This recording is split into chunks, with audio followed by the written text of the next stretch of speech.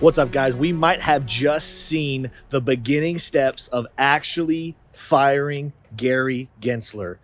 We've been waiting for this day for a very long time, and the truth is we probably still have a while to go. But today, Gary Gensler was actually speaking with Congress. He had a congressional hearing where there was a lot of pressure. And of course, we've been hearing over the last couple of days, Congress was pressing him today heavily to go ahead and to pass a Bitcoin ETF, to stop delaying them, stop coming with excuse after excuse after excuse. And things got really interesting when Congressman Patrick McHenry, a very good friend of the crypto space, he's been fighting for us for a while now, he took the stage and this is what he had to say. Your efforts to choke off the digital asset ecosystem, which has created real harm for consumers and our markets, is clear to all. You said the law is clear, but your actions have created more confusion and lasting damage. Chair Gensler, you've also said your goal is consumer protection. Yet your actions have pushed legitimate digital asset activities outside of regulated financial institutions where consumers are best protected. On one hand, we've seen bipartisan votes in Congress, in this committee, to provide clear rules of the road and real consumer protection. And on the other, we've seen your ad hoc regulation by enforcement approach to digital assets on a losing streak in the courts. You refuse to be transparent with Congress regarding your interactions with FTX and Sam Bankman-Fried. That's the investigation we started last Congress. Finally, your lack of responsiveness to this committee's legitimate oversight continues to be unacceptable. And I want to finish here. In February, the committee made multiple requests for documents to the Securities Exchange Commission. This is normal congressional oversight. Yet 7 months later, the committee has not received a single non-public document that was not part of a FOIA production. As I said, our patience is wearing thin. The SEC is not above the law, nor is it unique. Other financial regulators have routinely complied with congressional oversight. So let me be clear. I do not want to be the first chairman of this committee to issue a subpoena to the Securities Exchange Commission. And you should not want to be the first SEC chair to receive a congressional subpoena.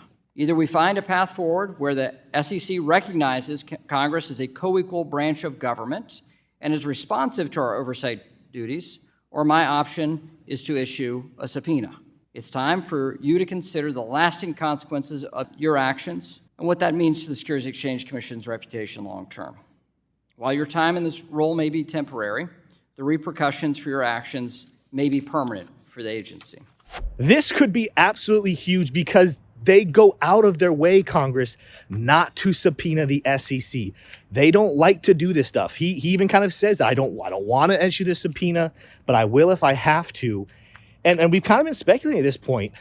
Congress has been fed up with him for a while.